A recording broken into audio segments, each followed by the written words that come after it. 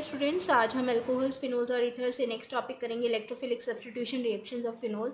इसके अंदर हमें सबसे पहले ये पढ़ना है स्टूडेंट्स कि फिनोल्स जो हैं वो इलेक्ट्रोफिलिक सब्स्टिट्यूशन रिएक्शन शो क्यों करते हैं। बेंजीन रिंग पर जब OH ग्रुप अटैच होता है तो वो हाईली एक्टिवेटिंग ग्रुप कहलाता है, क्योंकि वो ऑर्थो और पैरा पोजीशन पर अपने रेजोनेटिंग स्ट्रक्चर्स में हाई इलेक्ट्रॉन डेंसिटी क्रिएट करता है, जिससे कि आने वाला इलेक्ट्रोफाइल इन पोजीशंस पर आके अटैच होता है। ठीक है, तो यहाँ पर अगर हम फर्स्ट रिएक्शन देख रहे हैं हैलोजिनेशन की, हैलोजिनेशन जो है बेंजीन के अंदर यूजुअली जो है लुईस एसिड की प्रेजेंस में होता है, जैसे कि FeBr3, ठीक है, जो कि पोलराइज कर देते हैं ब्रोमाइन मॉलिक्यूल को। लेकिन अगर फिनोल प्रेजेंट है तो पोलराइजेशन ब्रोमीन मॉलिक्यूल का इनकी लुईस एसिड्स की एब्सेंस में भी हो जाता है। ठीक है, यहाँ पर क्यों हो जाता है लुईस एसिड के बिना ही, क्योंकि OH लगने से हाईली एक्टिवेट हो जाती है बेंजीन रिंग।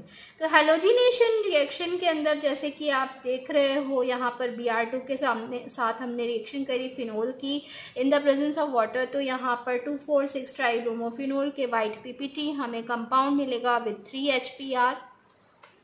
नेक्स्ट कंपाउंड के अंदर हमें क्या करना है, यहाँ पर हमने क्या कंपाउंड लिया है, मेटाक्रिसोल 3-मिथाइल फिनोल, और इसकी रिएक्शन करिए 3Br2 के साथ में विद वाटर। तो यहाँ पर हमें जो कंपाउंड मिलेगा 2,4,6 ट्राइब्रोमो 3-मिथाइल फिनोल विद 3HBr, क्योंकि मेटा पोजीशन ऑलरेडी ऑक्युपाइड है और मेटा पोजीशन पे सब्स्टिट्यूशन होता भी नहीं, तो जितनी ऑर्थो और पैरा पोजीशन है वहाँ पर आ जाएगा हमारे पास हेलोजन और सब्स्टिट्यूशन हो जाएगा।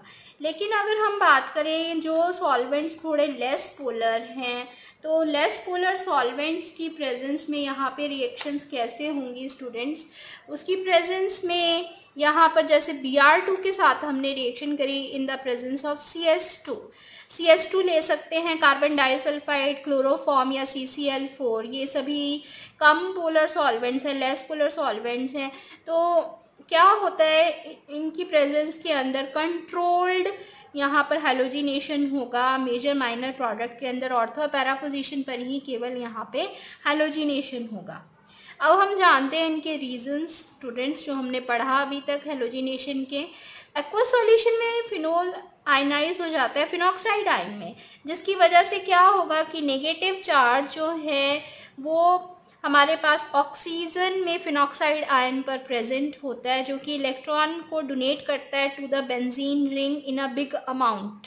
ठीक है, लार्ज एक्सटेंट में डोनेट कर सकता है, क्योंकि ऑक्सीजन के ऊपर जो नेगेटिव चार्ज है बेंजीन रिंग को डोनेट करेगा और उसकी वजह से वो हाईली एक्टिवेट हो जाएगी रिंग और यहाँ पर ट्राई सब्स्टिट्यूशन प्रोडक्ट्स बनते हैं। लेकिन अगर हम नॉन पोलर सॉल्वेंट्स लेते हैं तो उस केस में आयनाइजेशन फिनोल का रुक जाता है, थोड़ा कम होता है। इस वजह से ऑक्सीजन जो है OH ग्रुप का वो अपना इलेक्ट्रॉन पेयर डोनेट नहीं कर पाता बेंजीन रिंग को, या बहुत ही कम डोनेट कर पाता है। इस वजह से रिंग जो है वो बहुत कम एक्टिवेट होती है और सिर्फ मोनो सब्स्टिट्यूशन प्रोडक्ट्स यहाँ पर बनते हैं। ठीक है, एक और यहाँ पर जो हम क्वेश्चन ले रहे हैं मेजर और माइनर प्रोडक्ट्स के बारे में कि स्टेरिक हिंड्रेंस के कारण हमेशा ऑर्थो प्रोडक्ट जो है वो माइनर बनेगा स्टूडेंट्स, एंड यहाँ पर स्टेरिक हिंड्रेंस पैरा प्रोडक्ट में कम है, इस वजह से ये मेजर प्रोडक्ट्स बनते हैं। ठीक है, नेक्स्ट जो हम यहाँ पर देख रहे हैं स्टूडेंट्स वो है रिएक्शन जिसके अंदर हमने OH ग्रुप बेंजीन पर लिया हुआ है और उसकी रिएक्शन यहाँ पर की है Br2 के साथ में, लेकिन हमने पैरा पोजीशन पर SO3H ग्रुप भी लिया हुआ है। SO3H ग्रुप जो है यहाँ पर बहुत ही अच्छा लिविंग ग्रुप है, ठीक है, जो बहुत जल्दी यहाँ पर बेंजीन रिंग को छोड़ के जा सकता है। तो जब हम इसकी रिएक्शन 3Br2 के साथ में करेंगे, 3 मोल्स ऑफ Br2 के साथ में, तो SO3H यहाँ से निकल जाएगा, हमारे को फाइनली यहाँ पर 2,4,6 ट्राइब्रोमोफिनोल मिल जाएगा, because SO3H is a very good leaving group और इस वजह से ब्रोमिनेशन को वो हेल्प करता है। तो यहाँ पर सल्फोनेशन, नाइट्रेशन, बहुत तरह की रिएक्शंस जो हैं वो हो सकती हैं स्टूडेंट्स। जैसे कि नेक्स्ट हम रिएक्शन ले रहे हैं यहाँ पर नाइट्रेशन की। नाइट्रेशन के अंदर आप देखें इसमें हमने फिनोल की रिएक्शन की है डाइल्यूट HNO3 के साथ में, ठीक है। तो यहाँ हमारे को ऑर्थो और पैरा पोजीशन पर मेजर माइनर प्रोडक्ट्स मिल गए हैं, ठीक है। लेकिन आप इस चीज़ को ध्यान रखें यहाँ पर कि ऑर्थो नाइट्रोफिनोल के अंदर क्या हो जाता है, यहाँ पर हाइड्रोजन बॉन्डिंग। ऑर्थो नाइट्रोफिनोल में किस तरह की बॉन्डिंग होगी, इंट्रामॉलिक्यूलर हाइड्रोजन बॉन्डिंग। इस चीज़ को समझें, यहाँ पर इंट्रामॉलिक्यूलर हाइड्रोजन बॉन्डिंग का मतलब है कि सेम मॉलिक्यूल के अंदर ही यहाँ पर हाइड्रोजन और ऑक्सीजन के बीच में जो नया बॉन्ड बना है हाइड्रोजन बॉन्ड, इसको बोलेंगे इंट्रामॉलिक्यूलर हाइड्रोजन बॉन्डिंग। जबकि पैरानाइट्रोफिनोल के अंदर दो डिफरेंट मॉलिक्यूल्स के बीच में हाइड्रोजन बॉन्डिंग होती है, जिसको बोलते हैं इंटरमॉलिक्यूलर हाइड्रोजन बॉन्डिंग। अब यहाँ पर इस बॉन्डिंग का, हाइड्रोजन बॉन्डिंग का, इंट्रा और इंटरमॉलिक्यूलर हाइड्रोजन बॉन्डिंग का क्या इफेक्ट होता है। ऑर्थो और पैरा आइसोमर्स को हम स्टीम डिस्टिलेशन से सेपरेट कर सकते हैं। ऑर्थो आइसोमर तो स्टीम वोलाटाइल होते हैं क्योंकि ये यहाँ पर इंट्रामॉलिक्यूलर हाइड्रोजन बॉन्डिंग जो है वो शो करते हैं, लेकिन पैरा आइसोमर जो है वो स्टीम वोलाटाइल नहीं होते स्टूडेंट्स, क्योंकि इनमें एसोसिएशन हो जा रही है, ठीक है, association of molecules by intermolecular hydrogen bond. दूसरा यहाँ पर ये भी क्वेश्चन आता है कि दोनों के मेल्टिंग पॉइंट और बॉइलिंग पॉइंट को आप ऑर्थो नाइट्रोफिनोल और पैरा नाइट्रोफिनोल के बॉइलिंग पॉइंट को अगर कंपेयर करें तो लोअर मेल्टिंग और boiling point ortho nitrophenol show करता है लोअर एसिडिटी भी और लोअर सॉल्युबिलिटी भी। तो बहुत सारे यहाँ पर कंसेप्चुअल क्वेश्चंस ऑर्थो नाइट्रोफिनोल और पैरा नाइट्रोफिनोल को कंपेयर करके दिए जा सकते हैं। आंसर वही है यहाँ पर, इंट्रामॉलिक्यूलर हाइड्रोजन बॉन्डिंग और इंटरमॉलिक्यूलर हाइड्रोजन बॉन्डिंग को यहाँ पर एक्सप्लेन करके आप ये बताओगे कि ऑर्थो नाइट्रोफिनोल का मेल्टिंग पॉइंट कम है, बॉइलिंग पॉइंट कम है, इसकी एसिडिटी कम है और सॉल्युबिलिटी भी वाटर के अंदर पैरा नाइट्रोफिनोल से कम होगी। तो इस तरह से यहाँ पर बहुत सारे क्वेश्चंस जो हैं, कंसेप्चुअल क्वेश्चंस जो हैं इस टॉपिक से ये बन के आ रहे हैं। तो हम यहाँ पर ये रिएक्शन देख रहे हैं स्टूडेंट्स, अगर हम यहाँ पर फिनोल की रिएक्शन करें HNO2 के साथ में, तो HNO2 बनता कैसे, नाइट्रस एसिड NaNO2 और HCl के साथ मिक्सचर से हम HNO2 280 केल्विन पर अगर बनाते हैं तो हमारे को यहाँ पर 4 नाइट्रोसोफिनोल 90% जो है कंपाउंड यहाँ पर मिलेगा स्टूडेंट्स। और ऑक्सीडेशन अगर हम इसका कराएं डाइल्यूट HNO3 के साथ में तो ये 4 नाइट्रोफिनोल हमारे को यहाँ पे मिल जाता है। तो मोनोनाइट्रोफिनोल जो है यहाँ पर हमें प्रोडक्ट मिला है, ठीक है। अगर हम यहाँ पर रिएक्शन करते हैं स्टूडेंट्स कंसनट्रेटेड H2SO4 के साथ में फिनोल की, तो हमारे को यहाँ पे ऑर्थो और पैरा प्रोडक्ट्स जो हैं वो मिलेंगे, ठीक है। तो ऑर्थो और पैरा प्रोडक्ट्स मिलेंगे यहाँ पर। और फर्दर अगर हम इसकी रिएक्शन कंसनट्रेटेड HNO3 के साथ में करेंगे तो हमारे को SO3H, जैसे कि पता है बहुत ही अच्छा लिविंग ग्रुप है, ये चला जाएगा यहाँ से, NO2 ऑर्थो और पैरा पोजीशन ऑक्यूपाई कर लेंगे, 2,4,6 ट्राई नाइट्रोफिनोल पिक्रिक एसिड जो है यहाँ पर कंपाउंड हमारे को मिल जाएगा। नेक्स्ट जो हम यहाँ पर रिएक्शन देख सकते हैं स्टूडेंट्स वो है कोल्ब्स रिएक्शन, ठीक है। तो कोल्ब्स रिएक्शन भी बहुत ही इंपॉर्टेंट फिनोल्स की रिएक्शंस में से है जो इलेक्ट्रोफिलिक सब्स्टिट्यूशन रिएक्शन शो करती है। यहाँ पर क्या करना है, हमें सोडियम फिनॉक्साइड आयन जो हमने लिया है इसकी रिएक्शन हमें कार्बन डाइऑक्साइड के साथ में करनी है 400 केल्विन 4 to 7 एटमॉस्फेरिक प्रेशर में। तो सोडियम फिनॉक्साइड जो है वो क्या बना देगा यहाँ पर, सोडियम सैलिसिलेट, ठीक है। ये सोडियम सैलिसिलेट की जब हम रिएक्शन करेंगे डाइल्यूट HCl के साथ में तो NaCl यहाँ से रिमूव हो जाएगा, Na पॉजिटिव और Cl यहाँ से रिमूव हो जाएगा, H आ जाएगा इसकी जगह में और OH और COOH बेंजीन रिंग पर अटैच होंगे ऑर्थो पोजीशन पर और 2 hydroxy benzoic acid salicylic acid यहाँ पर हमें कंपाउंड जो है वो मिल जाएगा। इस तरीके से हमने यहाँ पर सैलिसिलिक एसिड बनाया है। नेक्स्ट जो हम कंपाउंड यहाँ पर बना सकते हैं स्टूडेंट्स वो है 2 hydroxy benzoic acid, 2 hydroxy benzoic acid की रिएक्शन करनी है एसिटिक एनहाइड्राइड के साथ में। यहाँ पर सोडियम एसीटेट के साथ रिएक्शन करेंगे few drops of concentrated H2SO4 की प्रेजेंस में, तो हमारे को यहाँ पे 2 एसिटॉक्सी बेंजोइक एसिड मिलेगा। ठीक है, यहाँ पर असल में हो क्या रहा है कि हमारे को एसिटॉक्सी ग्रुप ये है, ये लगा है विद बेंजोइक एसिड।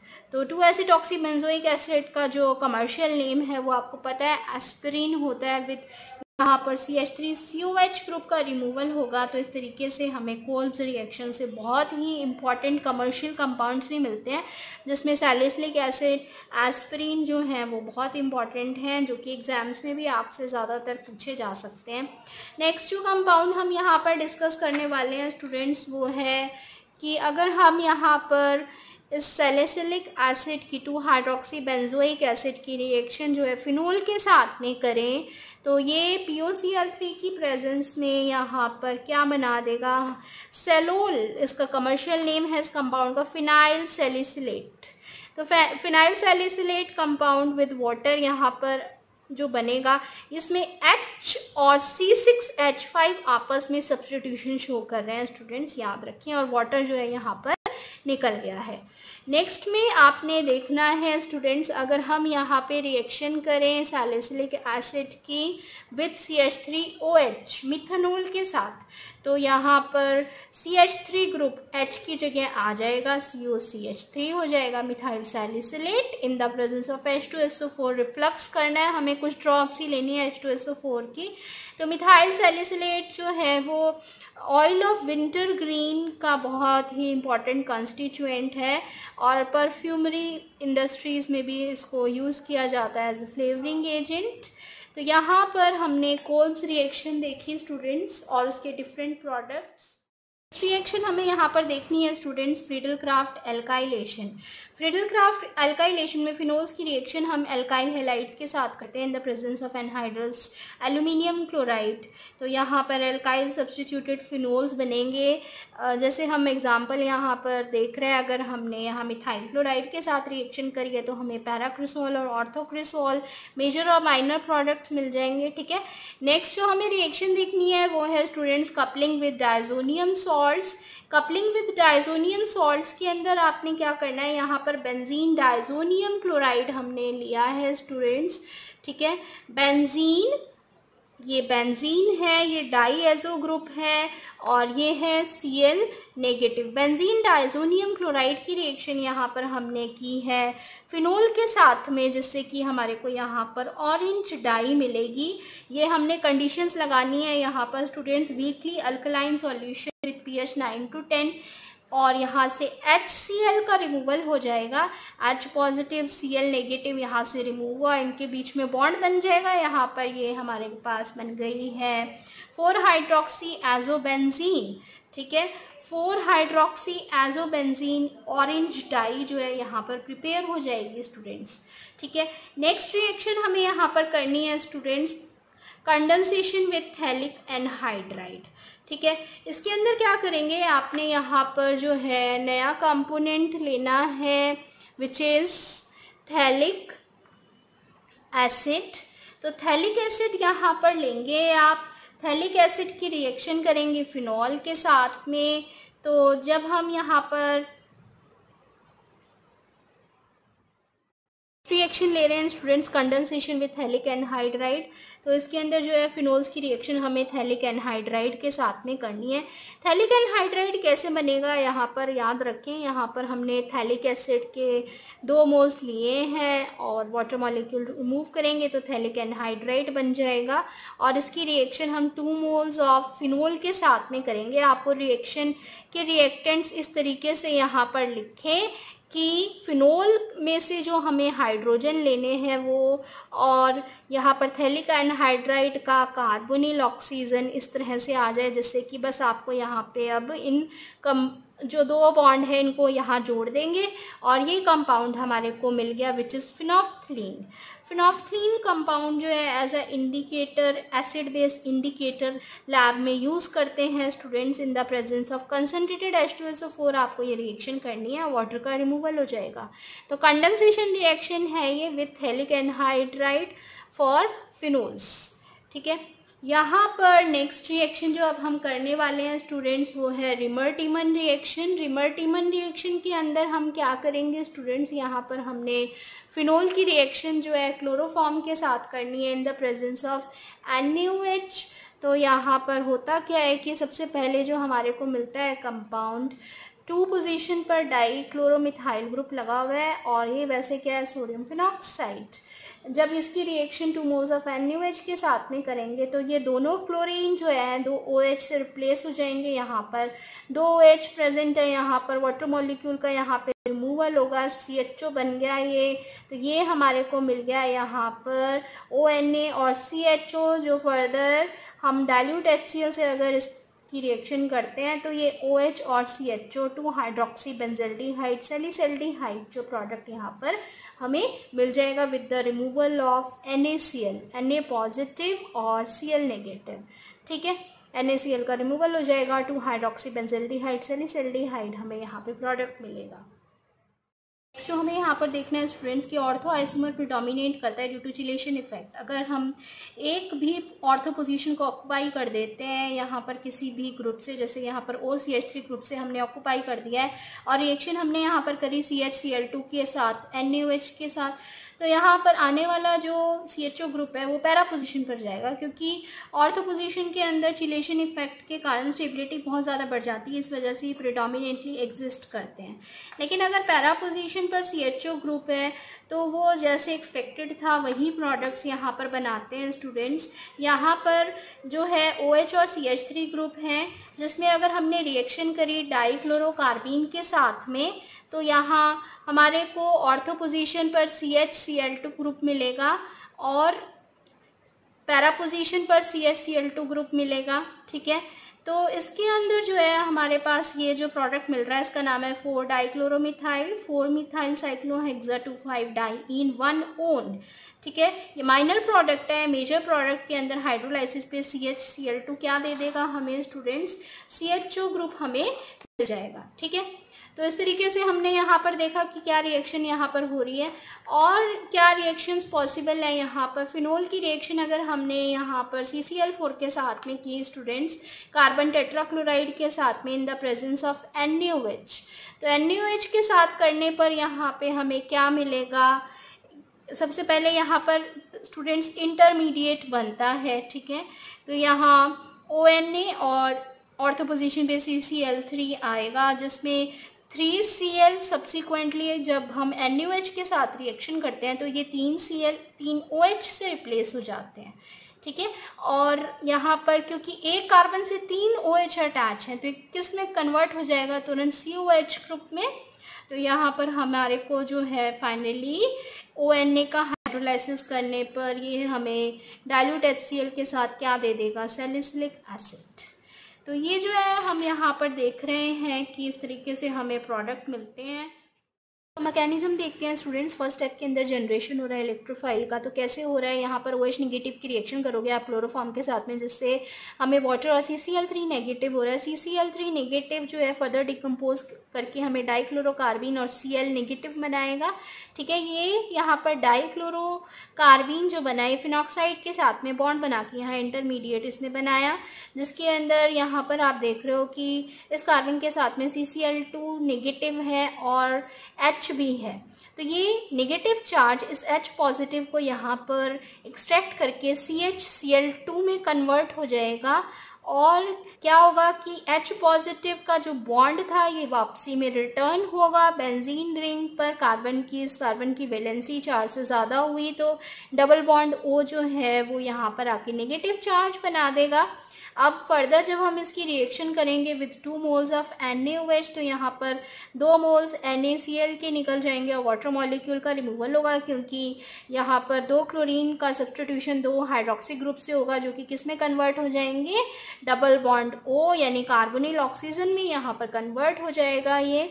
और हमारे को फाइनली यहाँ पर जो है रिमन-टीमन प्रोडक्ट जो है वो मिल गया है।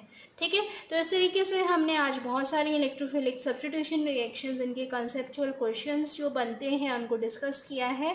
तो आई होप वीडियो आपको हेल्प करेगा आपके एग्जाम्स के लिए। और वीडियो अच्छा लगे तो अपने फ्रेंड्स के साथ ज़रूर शेयर करें students. Till then good bye.